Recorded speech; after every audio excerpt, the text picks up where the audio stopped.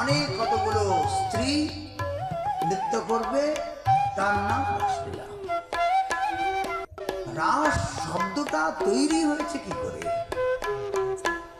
রসা বৈশাহ, শাস্ত্র বলছেন, বেদ বলছেন, যাকে রস বলা হয়।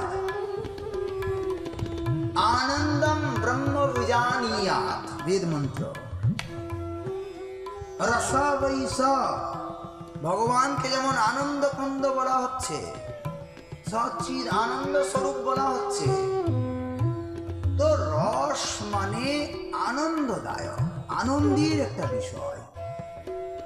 আর চরম পরম পরমানন্দ যেটা, সেই পরমানন্দকে রস শব্দে বলছেন, রস শব্দে।